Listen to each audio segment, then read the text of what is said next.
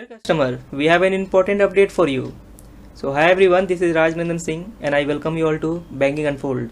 तो HDFC credit card user लोग के लिए सीरियसली बहुत बैड न्यूज़ है। कंट्रोल और बैड न्यूज़ कुछ ऐसा है, मैं बता दे रहा हूँ आपको। जो पॉइंट नंबर 1 का है वो है कि HDFC बैंक को यूज़ करके जो आप स्मार्ट बाई पोर्टल पे फ्लाइट और होटल बुकिंग में जो आप लोग रिवॉर्ड का मजा लेते थे, लाइक उसको रिवॉर्ड पॉइंट को रिडीम वगैरह करके फ्लाइट बुकिंग या तो होटल बुकिंग वगैरह कर लेते थे, तो ये अब 50,000 तक का कैपिंग लगा दिया गया है पर calendar month. Bye bye tata goodbye गया, इतना ही आप यूज कर पाओगे। और दूसरा जो है ये है रिवॉर्ड पॉइंट को यूज करके अपने स्टेटमेंट बैलेंस में आप जो रिडीम वगैरह करते थे वो उसमें भी कैपिंग है, उसमें कैपिंग 3,000 तक कर दिया गया है, बट ये लागू 1 फरवरी से हो रहा है। और जो तीसरा है वो है कूपन या वाउचर या प्रोडक्ट पहले लेने पर आप डायरेक्ट रिवॉर्ड पॉइंट को यूज कर लेते थे, उसमें कोई आपको एक्स्ट्रा पैसा वगैरह देना नहीं पड़ता था। बट अब इसने एक और खेल दिया है इसमें कि अगर आपको लाइक आपके पास कुछ रिवॉर्ड पॉइंट है, उसको यूज करके आपको कोई फ्लिपकार्ट या तो अमेजोन का गिफ्ट वाउचर खरीदना है, तो उस गिफ्ट वाउचर को खरीदने के लिए 70% ही आप रिवॉर्ड पॉइंट को उसमें रिडीम कर पाएंगे। बाकी जो 30% है सेम क्रेडिट कार्ड को यूज करके आपको पेमेंट करना पड़ेगा, फिर जाकर के वो कूपन आप ले पाएंगे। चीटिंग करता है तू, चीटिंग करता है तू।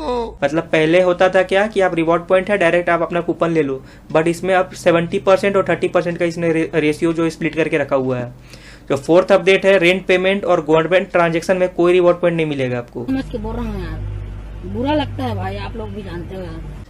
आप लोग समझदार हो कि गवर्नमेंट ट्रांजेक्शन किसको कहा जाता है। और रेंट पेमेंट में तो आप लोगों ने हद ही मचा करके रखा हुआ था, तो अब इस यहाँ पर भी इन्होंने अब रिवॉर्ड पॉइंट को मिलना बंद कर दिया गया है।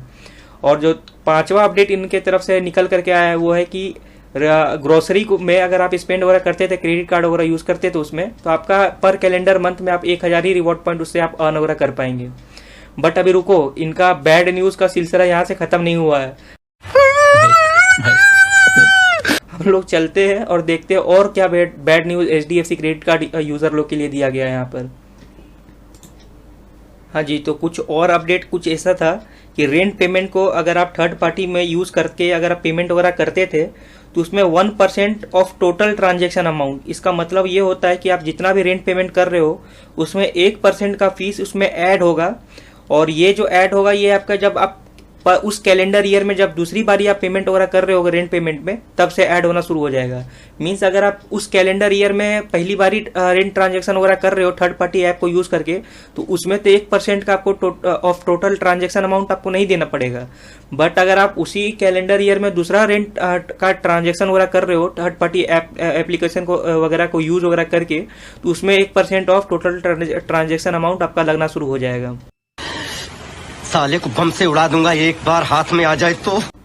और ये फाइनल अपडेट ये है कि अगर आप क्रेडिट कार्ड को यूज करके ट्रांजैक्शन करते थे इन स्टोर या तो ऑनलाइन इंडियन करेंसी में, और जो भी स्टोर है अगर वो इंटरनेशनल उसका लोकेशन लोकेटेड है, या तो अगर उसका मर्चेंट जो है वो रजिस्टर उसका जो बिजनेस है वो ओवरसी है, या तो अगर डायनेमिक है, तो उसमें आपको स्टैटिक कन्वर्जन मार्कअप फीस वगैरह लगेगा जो कि रहेगा 1%। तो ये सारे कुछ अपडेट थे जो HDFC बैंक की तरफ से निकल करके आए हैं HDFC क्रेडिट कार्ड यूज़र लोग के लिए। आप लोग बताइएगा कि HDFC क्रेडिट कार्ड यूज़र लोग के लिए HDFC बैंक द्वारा ग्रीटिंग्स कार्ड कैसा लगा न्यू ईयर का। तो इस वीडियो में बस यही था। आई होप ये वीडियो आप लोगों को हेल्पफुल लगा होगा। सो इसी नोट के साथ this is Rajnandan Singh signing off. Thank you.